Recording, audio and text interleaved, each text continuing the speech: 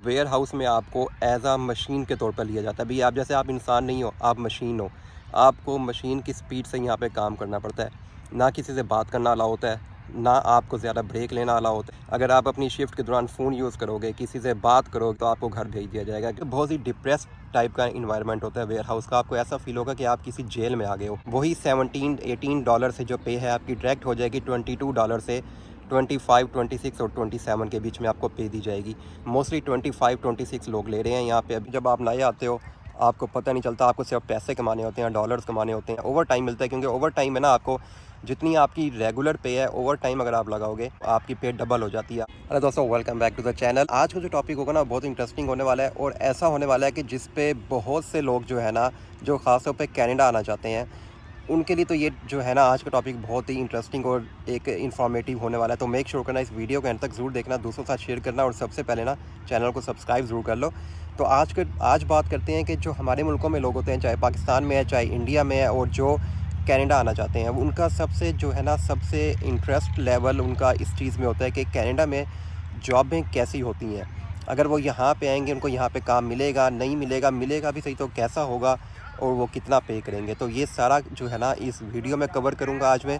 तो make sure करना video के एंड तक देख लेना और चैनल को सब्सक्राइब ज़रूर कर लो। सबसे पहले तो अगर आप लोग कहीं से भी पाकिस्तान में से आ रहे हो, इंडिया में से आ रहे हो, तो यहाँ पे आप लोगों को एक बात आपके माइंड में होना ये बहुत ज़रूरी है कि चाहे आप पाकिस्तान में डॉक्टर हो, इंजीनियर हो, आपको जब आप कनाडा में आओगे ना आपको कोई ना कोई कोर्स करना पड़ेगा आगे जॉब लेने के लिए अपनी ही फील्ड में। अगर आप कोई कोर्स यहाँ पे नहीं करोगे तो आप अपनी फील्ड में जॉब सिक्योर नहीं कर सकते यहाँ पे। उसके लिए आपको यहाँ पे कोई भी अपनी फील्ड में आगे फर्दर कोर्स करना पड़ेगा। उसके बाद आपको जॉब, थोड़ा सा टाइम लगता है लेकिन जॉब मिल जाती है। इसी तरह अगर आप डॉक्टर इंजीनियर नहीं भी हो, एमबीए आपकी फ़ील्ड है, आईटी फील्ड से रिलेटेड है, आप आईटी फील्ड में हो, आप किसी भी फील्ड में हो, आप जब कनाडा में आओगे आपको कोई ना कोई कोर्स करना पड़ेगा क्योंकि यहाँ पे पाकिस्तान हो गया, इंडिया हो गया, ये डिग्रीज़ यहाँ पे नहीं चलती।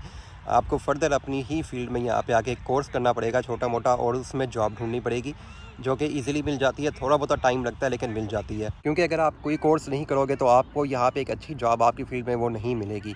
इसके अलावा यहाँ पे क्या होता है कि जितने भी इमिग्रेंट्स आते हैं उनमें से 80% लोग तो पहले जो है ना वो ऑड जॉब ही करते हैं जब तक उनको अपनी फील्ड में जॉब नहीं मिलती। और ऑड जॉब में यहाँ पे कौन कौन सी जॉबें हैं वो मैं आपको बताता हूँ।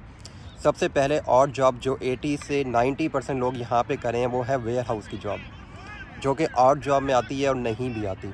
ठीक है, वेयर हाउस की जॉब्स हो गई, रेस्टोरेंट्स की जॉब हो गई। कुछ लोग वेयर हाउस में काम करते हैं, कुछ लोग रेस्टोरेंट्स में काम करते हैं। मोस्टली जो स्टूडेंट्स होते हैं, 85% लोग आपको वेयर हाउस में काम करते नज़र आएंगे। अब वेयर हाउस क्या होता है, वहाँ पे काम कैसा होता है, कितना पे करते हैं, उसके बारे में बात करते हैं। ठीक है जी। सबसे पहले तो ये होता है कि जब आप यहाँ पे आओगे, आप यहाँ पे एजेंसीज़ होती हैं जो आपको वेयर हाउस का काम दिलवाती हैं। आप वहाँ पे जाके अपने आप को रजिस्टर्ड करवाओगे। वो एजेंसी जब उनके पास जैसे ही काम आएगा वो आपको जो है, चाहे वो अगले दिन होगा, चाहे वो कुछ दिनों के बाद होगा, एक हफ़्ते बाद होगा, वो एजेंसी आपसे कॉन्टैक्ट में रहती है।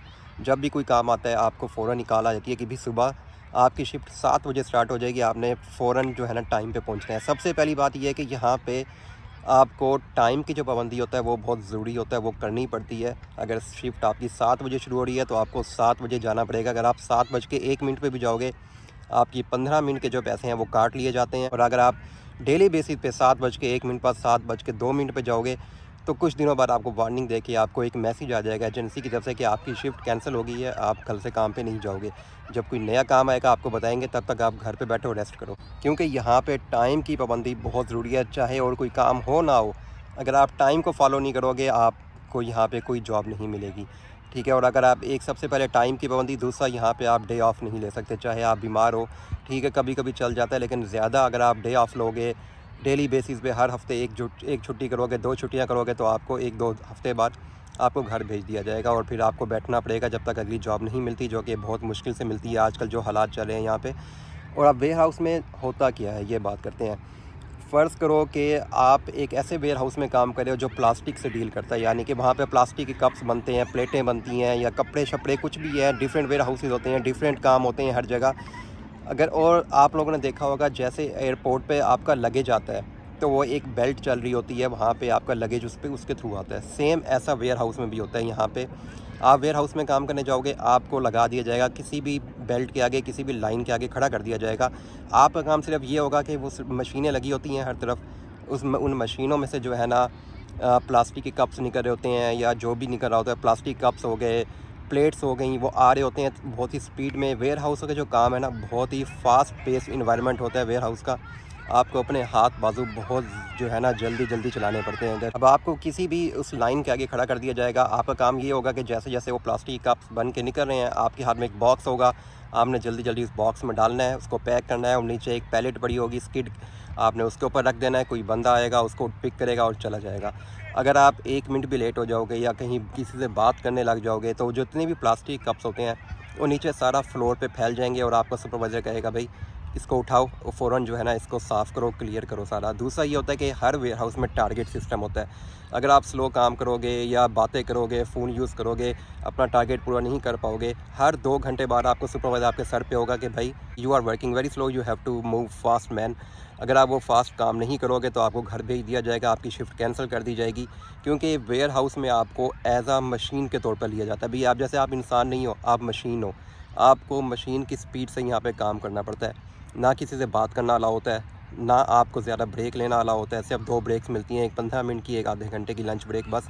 अगर आप अपनी शिफ्ट के दौरान फ़ोन यूज़ करोगे, किसी से बात करोगे, टाइम वेस्ट करोगे, तो आपको घर भेज दिया जाएगा। क्योंकि यहाँ पे जैसा कि मैंने आपको बोला, आपको एज आ मशीन के तौर पे यूज़ करते हैं ये लोग। आपको मशीन की स्पीड से काम करना पड़ता है, टारगेट पूरा करना पड़ता है, चाहे वो जितना भारी कुछ वेयर हाउस होते हैं जहाँ पे आपको 50 LB तक वेट उठाना पड़ता है। अगर आप ज़रा सा लेट हो जाओगे या वेट नहीं उठा पाओगे, तो आपको रिप्लेस कर दिया जाएगा, आपकी बदले कोई और लड़का जो है वो काम पे आ जाएगा, आपको घर भेज दिया जाएगा। क्योंकि यहाँ पे हाँ, सेफ़्टी का बहुत ख़्याल रखा जाता है। वेयर हाउस हो चाहे जो भी जॉब हो, सेफ़्टी का बहुत ज़्यादा ख़्याल रखा जाता है। लेकिन उसका मतलब ये नहीं है कि आप काम नहीं करोगे, आपको काम करना ही करना है। अगर आप चाहे भारी वेट उठा रहे हो, चाहे आप हैवी लिफ्टिंग कर रहे हो, चाहे आप एक लाइन पे खड़े हो जहाँ पे बॉक्सेस बन के आ रहे हैं, कपड़े आ रहे हैं, कुछ भी आ रहे हैं, आपको जल्दी जल्दी उनको पैक करना है। अगर आप लेट करोगे तो वही आपको काम से जो है ना निकाल दिया जाता है। कई बारी क्या होता है कि आपको पिकिंग पे लगा दिया जाता है। पिकिंग क्या होती है? आपको एक स्कैनर दे दिया जाएगा, आपको बोल दिया जाएगा, उस पे स्कैनर पे आपको हर लोकेशन नज़र आएगी। आपको बोला जाएगा स्कैनर आपको शो करेगा कि आपने एक आइटम किस लाइन में जाके वेयर हाउस में कहाँ से पिक करना है। जैसे ही आप उसको स्कैन करोगे, पिक करोगे, वो आपको नेक्स्ट लोकेशन बता देगा कि आपने अगला आइटम यहाँ से पिक करना है। तो बस ये 8 घंटे आपको यही काम करना है वहाँ पे। अगर आप स्लो हो गए, वही 2 घंटे बाद आपको 1 घंटे बाद सुपरवाइज़र कहेगा कि आपका टारगेट पूरा नहीं हो रहा, आप स्लो जा रहे हो, अपने आप को तेज़ करो।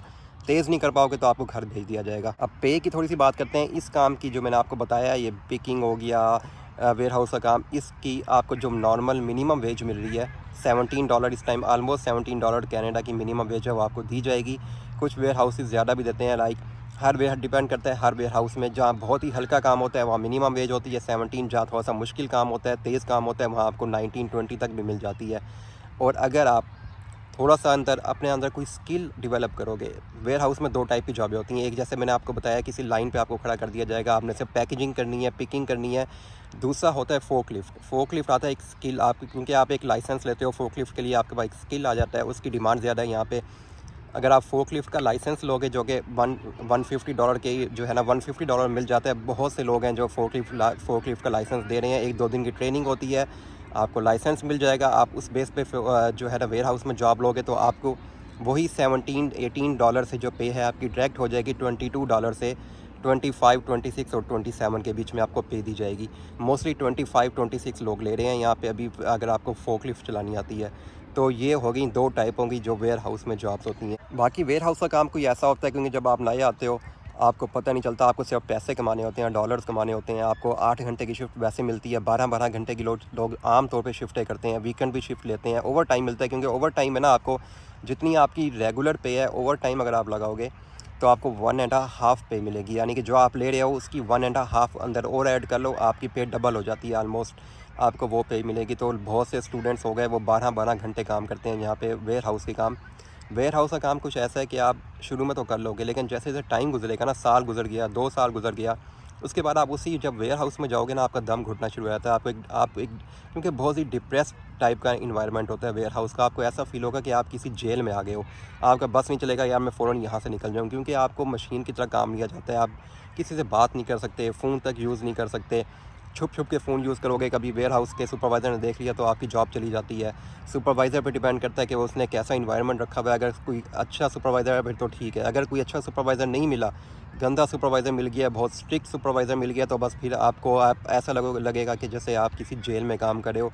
24 घंटे आपके सर पे डंडा होगा कि आपका टारगेट पूरा नहीं हो रहा, आपको जल्दी काम करना है। तो आपकी जो है ना हेल्थ पे इसका असर शुरू हो जाता है, आपको बैक पेन शुरू हो जाता है, हैवी जो है ना हैवी वेट उठा के आप डिप्रेशन में चले जाते हो आहिस्ता-आहिस्ता। तो वेयर हाउस की जॉब आप कुछ टाइम के लिए तो कर सकते हो, लेकिन लॉन्ग टाइम के लिए आप नहीं कर सकोगे। इसलिए आपको, अगर आपकी जो भी फील्ड है, आप जो भी आपकी एजुकेशन है, आप उसी फील्ड में आपको यहाँ पे कोर्स कर लो, अपनी फील्ड में निकल जाओ तो सबसे अच्छा रहेगा।